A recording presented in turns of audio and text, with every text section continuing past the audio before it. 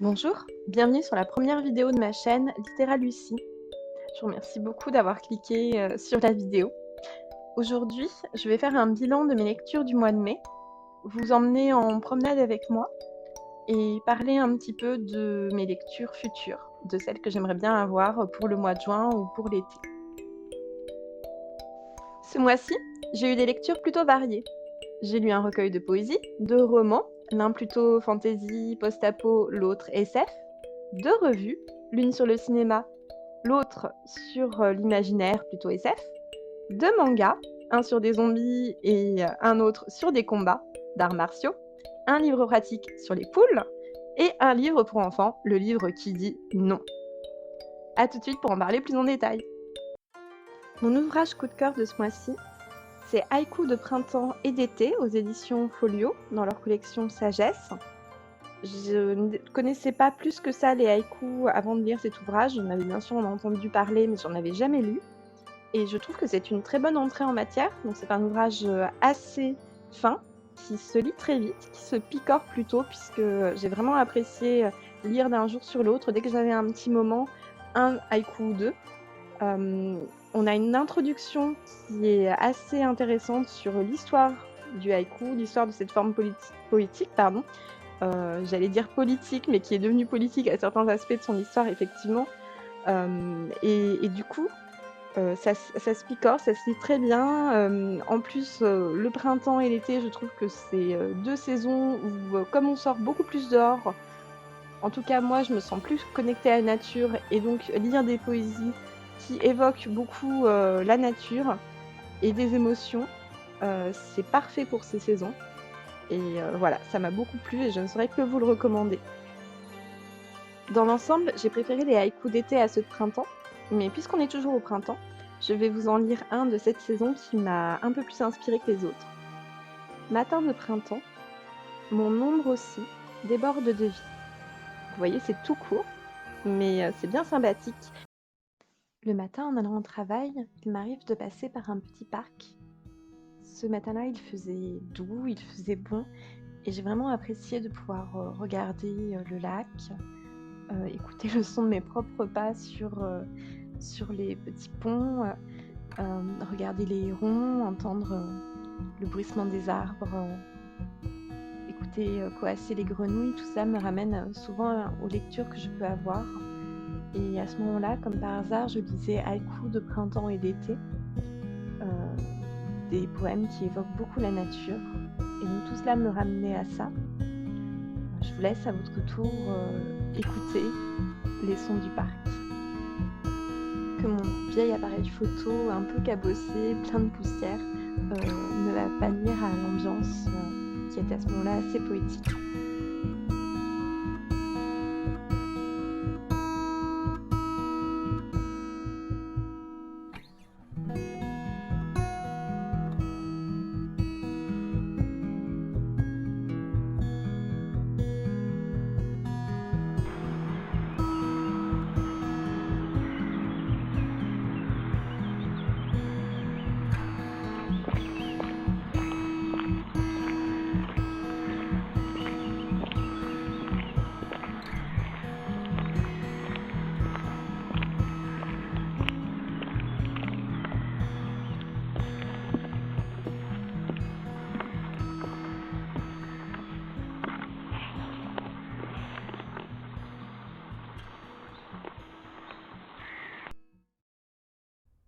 Du côté des romans maintenant, en début de mois, j'ai lu le tome 3 des Brumes de Cendre Lune, Les Ombres Célestes, écrit par Georgia Caldera.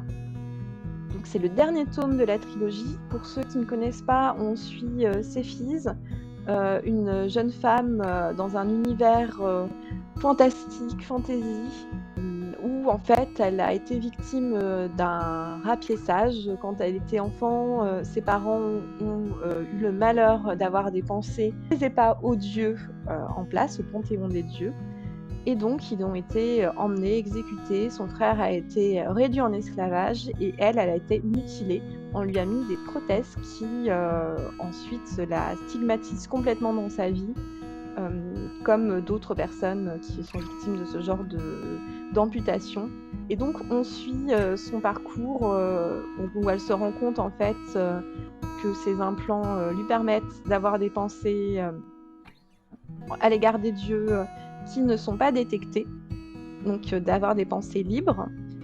Et c'est le point de départ en fait d'une future révolution, en tout cas de la volonté de renverser le système, de sauver ses amis qui sont eux-mêmes victimes de ce système. Donc je vous résume à très grands traits.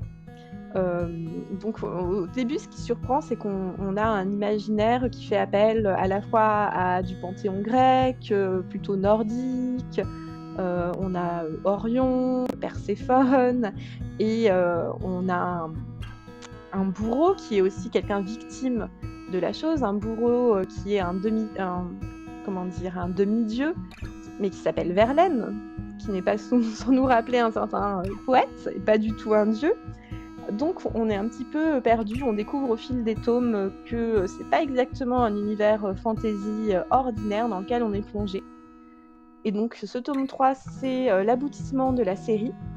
On alterne les points de vue de Céphise, donc la jeune fille qui a été mutilée, et de Verlaine, le demi-dieu forcé malgré lui d'être un bourreau. Et on les suit vers la fin de leur destinée, si l'on peut dire. Moi, c'est un tome auquel j'ai un peu moins accroché que les autres. J'ai beaucoup aimé le premier, un peu moins le second, et là le troisième, plutôt moins encore. Alors c'est surtout que j'ai l'impression qu'on a eu beaucoup de répétitions dans l'intrigue, ou beaucoup d'intrigues secondaires ou de péripéties qui auraient pu être résolues beaucoup plus simplement. Des moments où si les personnages avaient juste pris 2 secondes pour se poser et dire 2 phrases, la situation aurait été résolue. Voilà, c'est une toute petite critique, mais sinon c'est vraiment quand même assez appréciable pour les gens qui aiment les séries courtes de fantasy. J'ai envie de dire de post-apo, ça vous dévoile un petit peu le sens vers lequel va l'intrigue. Et c'est de la young adulte, il y a une forte place accordée à la romance. Ça distrait un petit peu du côté sombre par ailleurs de l'intrigue.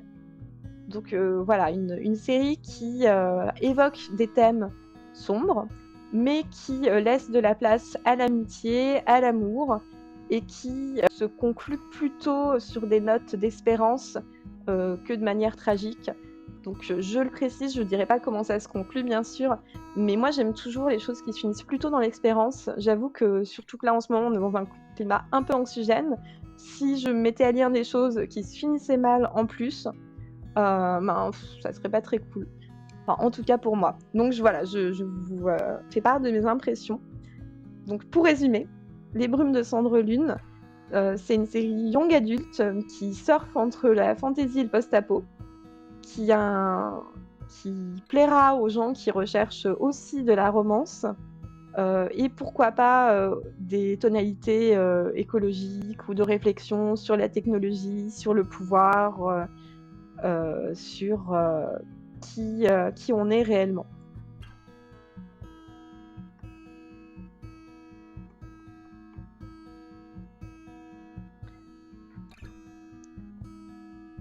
Sur la découverte de ce qu'on souhaite faire dans sa vie aussi un petit peu, de choisir soi-même sa propre voie. Toujours du côté des romans, j'ai lu Golden State aux éditions Actu SF, écrit par Ben H. Winters. Golden State, ça nous emmène à la découverte d'un monde dans le futur où la vérité est absolument centrale. Donc, il est impossible de mentir, même pour faire plaisir. Vous ne pouvez pas dire à votre grand-mère que cette tarte était délicieuse si, au fond, elle ne l'était pas. Vous ne pouvez absolument pas mentir, ni même lire ou écrire de la fiction. Les gens, pour se divertir, regardent des vidéos de surveillance sur des situations potentiellement comiques qui auraient pu advenir, mais non scénarisées, non planifiées. Donc quelqu'un qui se prend une porte de boutique, par exemple. Mais mentir est impossible. Et donc, dans ce monde où mentir est impossible, il y a ce qu'on appelle des spéculateurs. des sortes de policiers ou d'inspecteurs dans notre monde qui mènent des enquêtes pour faire surgir la vérité là où il n'y en a pas toujours, hein. Donc, ce sont eux qui, lorsqu'ils sentent quelqu'un mentir, parce qu'ils le sentent un peu physiquement comme des chiens de chasse ou comme des limiers, quand ils sentent dans leur tripes que quelqu'un ment, ce sont eux qui vont l'appréhender. Et donc ça peut être pour des motifs qui nous sembleraient complètement triviaux, ou pour des choses bien plus graves comme de mentir sur un crime par exemple. Et donc on suit l'un de ces spéculateurs qui s'appelle Monsieur Ratessic, qui est fraîchement divorcé, qui a une vie un petit peu compliquée. Son frère était aussi spéculateur et bien plus doué que lui. Et donc on suit ce monsieur Ratessic qui se voit affublé d'une nouvelle assistante et qui va devoir élucider un crime ou un accident, on ne sait pas trop, mais en tout cas quelque chose qui a l'air suspect, d'un ouvrier du bâtiment qui serait tombé d'un toit un jour où il ne devait pas travailler, à une heure où il ne devait pas travailler, alors qu'il était en train de faire quelque chose de louche, en tout cas de faire quelque chose qui implique une ribambelle d'autres mensonges ou de vérités détournées. Et donc on embarque à la suite de cet inspecteur, on comprend au fur et à mesure les règles qui animent ce monde. On pourrait se dire que c'est un état totalitaire, mais en fait la vérité est beaucoup plus nuancée. C'est pas une dystopie où l'état est vraiment horrible et méchant et je ne sais quoi, où vraiment c'est impossible. On voit bien comment la société peut tenir et fonctionner et comment certaines personnes peuvent croire que leur idéal de société est juste. Mais bien entendu, nous, en tant que lecteurs extérieurs à ce monde, on en repère aussi toutes les dérives.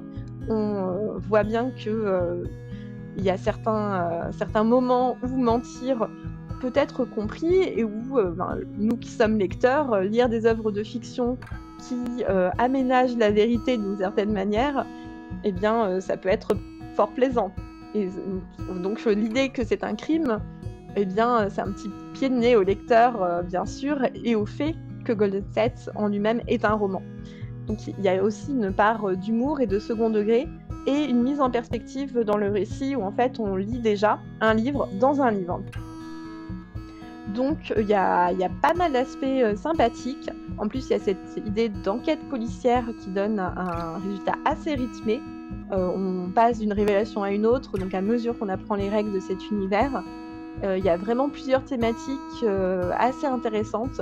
Donc à la fois la lecture premier degré de l'enquête policière, ensuite la découverte de ce monde où la vérité doit triompher, et la critique que ça peut émettre sur notre propre système. Et puis on aboutit à la fin dans toute autre chose. Donc je ne vais pas trop vous en dire, mais j'ai vraiment beaucoup aimé l'enchaînement des différentes parties du roman et son dénouement final que je n'attendais pas, puisque le prologue nous amène à croire que le dénouement va être d'une certaine manière, va se faire d'une certaine manière, et qu'au final on part sur toute autre chose. Donc c'est assez bien joué. Et même si je vous dis ça, je suis persuadée que vous n'avez pas trouvé, puisque c'est très finement joué, à mon sens en tout cas. Et donc voilà, un bon moment. À la lecture, j'ai beaucoup pensé à des références cinématographiques. Alors il y en a qui penseront peut-être à Matrix. Moi, c'est pas trop la chose à laquelle j'ai pensé, puisque là on est autour de la vérité, mais il y a quand même cette idée de monde réel, de monde qu'est-ce qui est vrai, qu'est-ce qui n'est pas vrai. J'ai beaucoup pensé plutôt à Dark City, donc qui est un film des années 90. Donc je vous renvoie les informations vers Wikipédia en barre d'infos si ça vous intéresse, mais où on a un protagoniste qui est le seul qui détient la vérité dans une ville où tout est illusion, tout est mensonge. Et peut-être qu'à certains moments dans ce livre, Monsieur Ratessic va se sentir dans la peau de ce personnage également. Ce mois-ci, j'ai lu 2 mangas donc aux éditions Kana. L'un qui m'a laissé un petit peu perplexe et l'autre que j'ai vraiment adoré. Alors le premier qui m'a laissé un peu perplexe, c'est Versailles of the Dead, le tome 4. Je suis la série depuis le tome 2.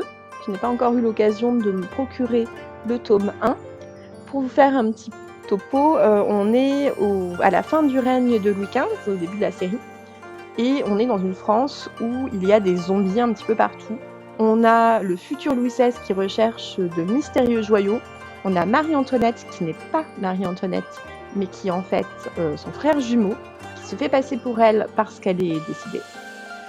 Et on a donc de mystérieux démons, de mystérieux personnages. Donc, tout est très étrange dans ce royaume de France, qui n'est décidément pas celui qu'on nous apprend dans les manuels d'histoire.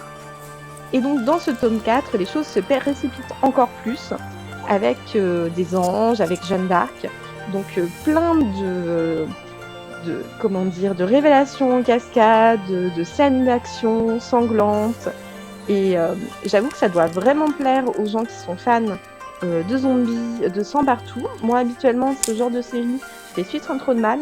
Là, ce qui m'a vraiment laissé perplexe ce mois-ci, je trouve pas d'autres mots, mais ce qui m'a laissé pantoise, c'est que je n'arrivais plus à suivre l'intrigue, je n'arrivais plus à comprendre qui était Jeanne d'Arc, qui n'était pas Jeanne d'Arc, qui était Marie-Antoinette, qui n'était pas Marie-Antoinette, mais qui était à nouveau Marie-Antoinette, mais qui était possédée.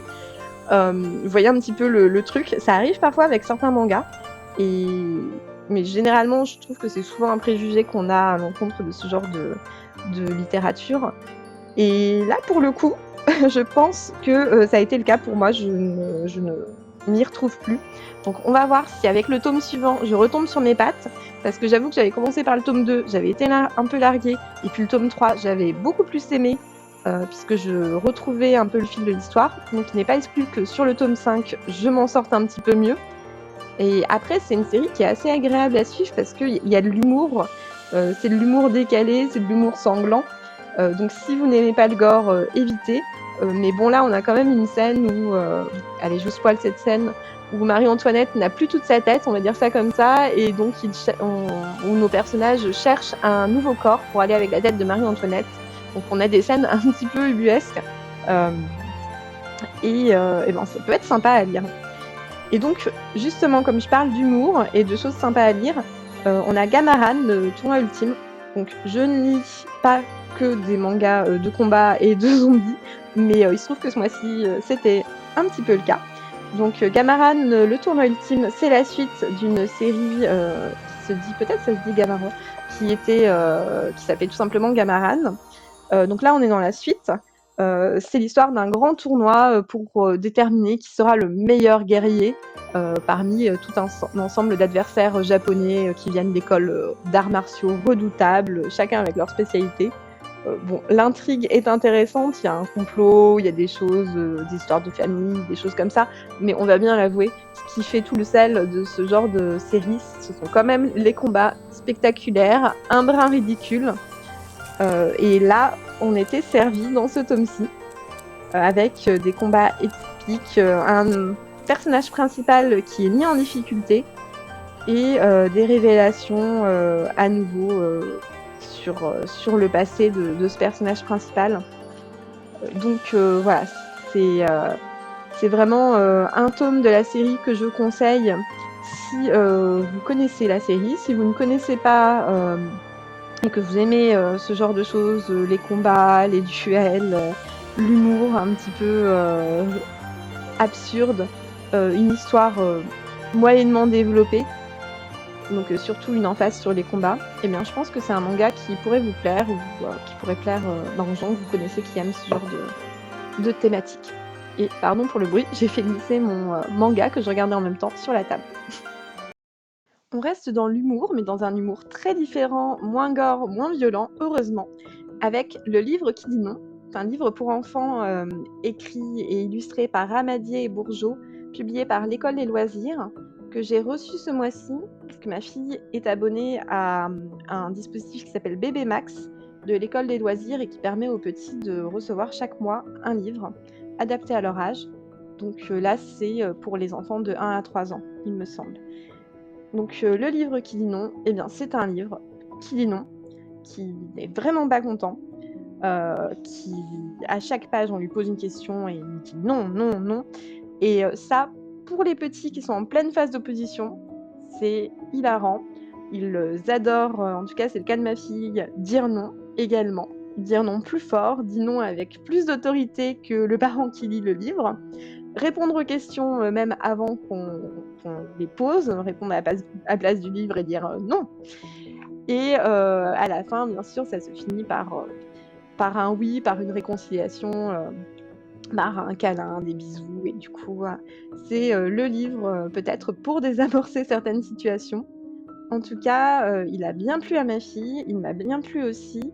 La couverture cartonnée a l'air assez résistante. C'est peut-être un détail quand on est un adulte ou quand on est un enfant plus âgé, mais quand on a un bébé, c'est très important de tester la résistance du livre parce qu'il va être beaucoup lu, il va être mordillé, il va être potentiellement léché ou que sais-je encore.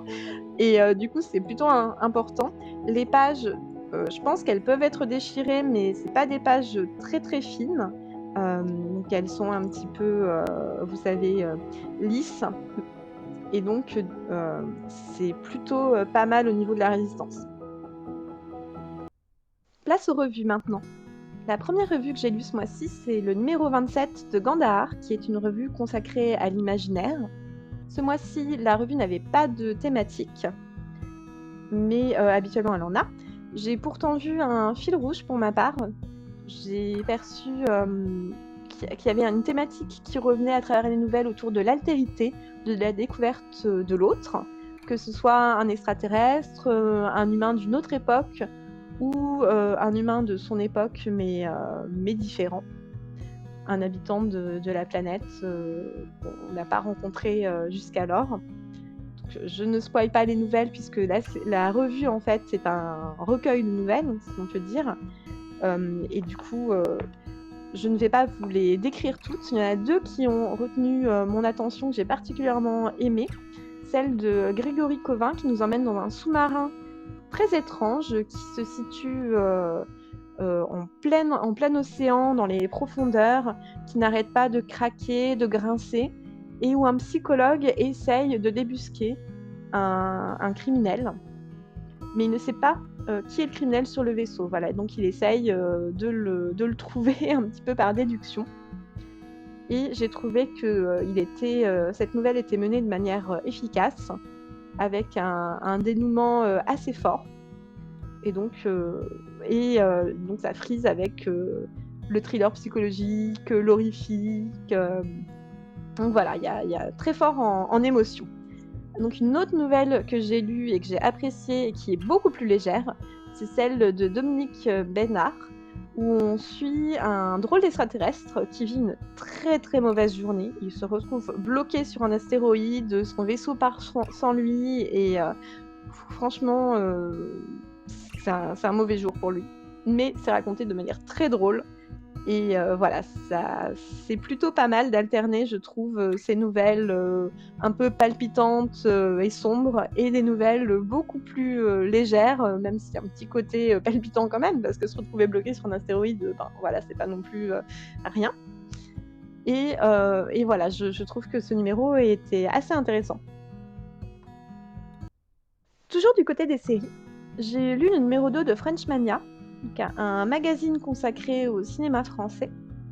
C'est le numéro qui va du printemps à l'été 2020 et qui se consacre aux Français à Hollywood. En tout cas, il y a une grosse thématique sur les Français à Hollywood.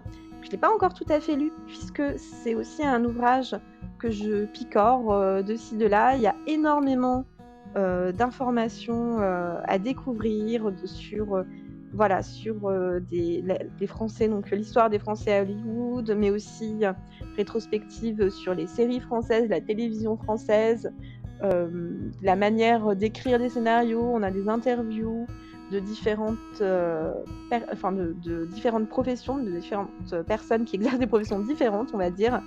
Donc de réalisateurs, de scénaristes, de personnes en charge des bandes sonores des films.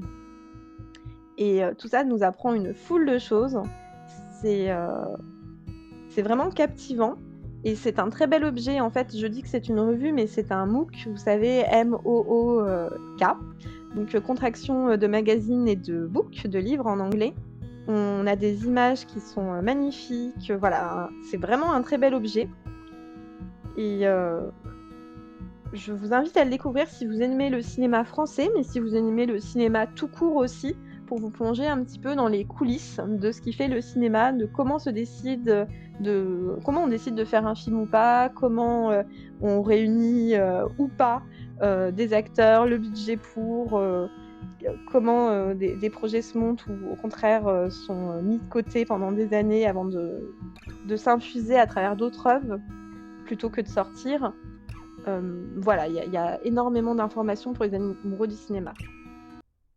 Ce que j'ai appelé livre pratique, c'est Élever des poules de Catherine Dupin aux éditions Le Duc. C'est un petit manuel que j'ai trouvé dans un magasin bio. En fait, comme je prévois d'avoir des poules, je me suis dit que ça pouvait être une bonne idée de se documenter un petit peu avant d'avoir les bêtes devant soi. Savoir quel type de poulailler prévoir, comment aménager l'espace pour les poules. Et ce livre, il est assez pratique, il est synthétique. En fait, il fait 160 pages, donc c'est pas un énorme volume, et c'est plutôt bien parce que du coup, on peut dire qu'il tient dans la poche.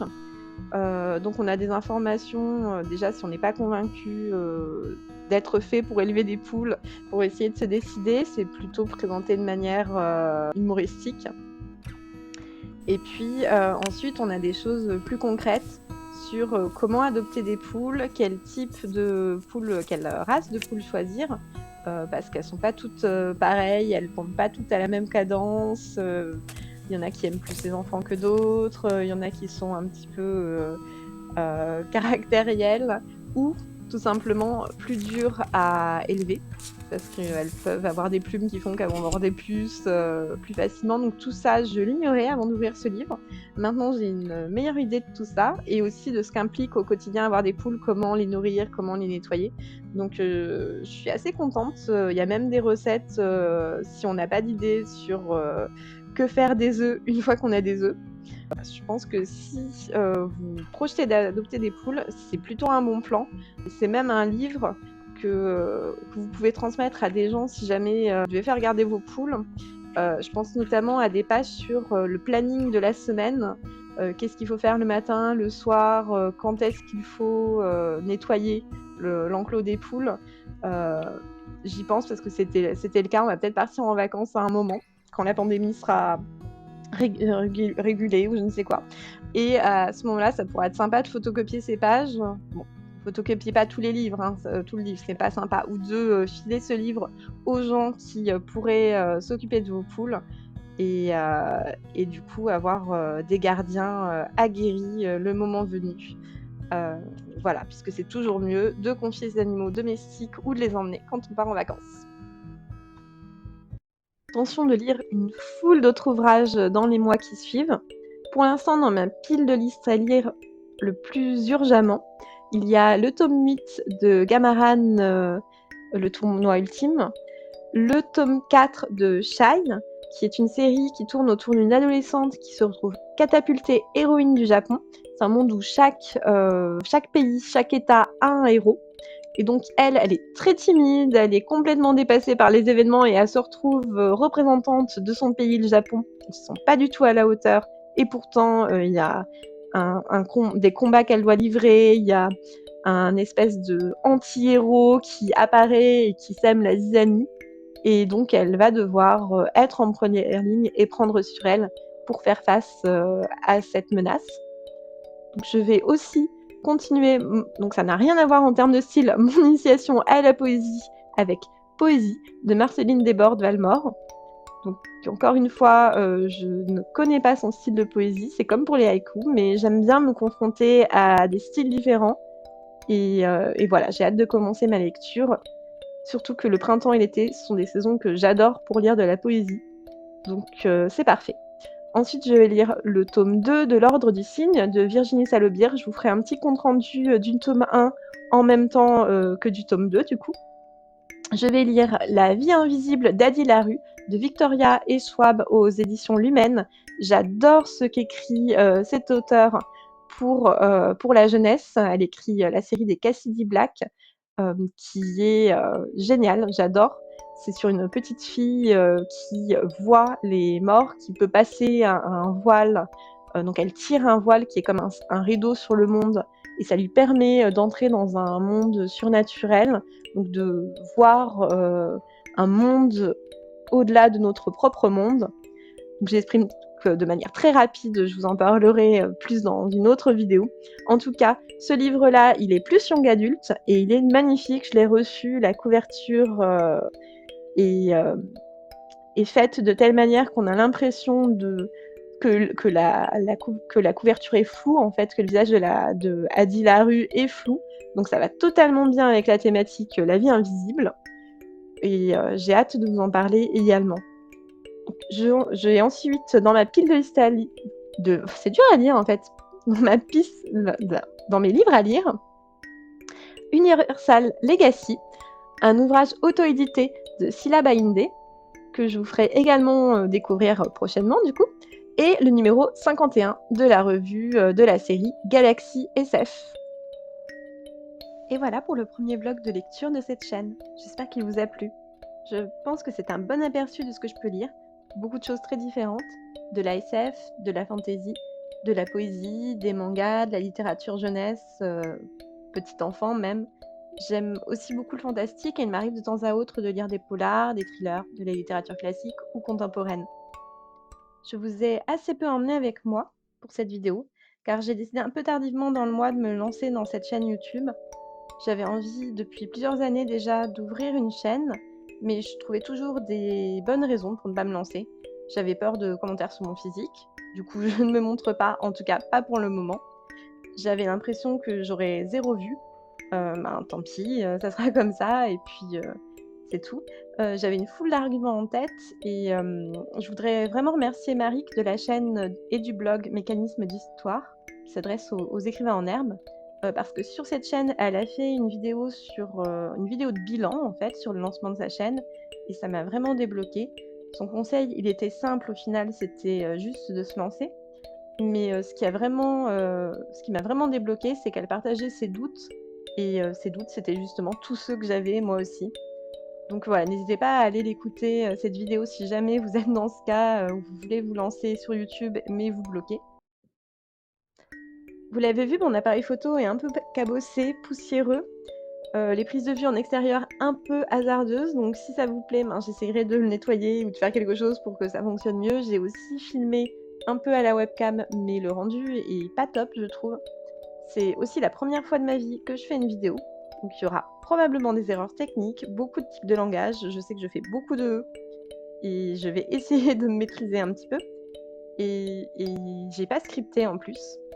Je pense que c'est plus agréable quand on est naturel. En tout cas, moi, c'est ce que j'aime particulièrement quand j'écoute des vidéos sur YouTube, c'est d'entendre des gens parler un peu librement et pas lire des textes. Donc j'essaye d'improviser sans faire trop de E, mais c'est pas facile.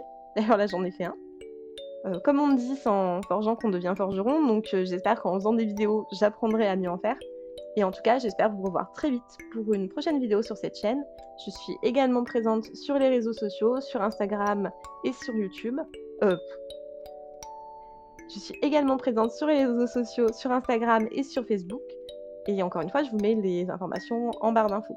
D'ici là, je vous souhaite à toutes et à tous une très belle journée et de bonnes lectures.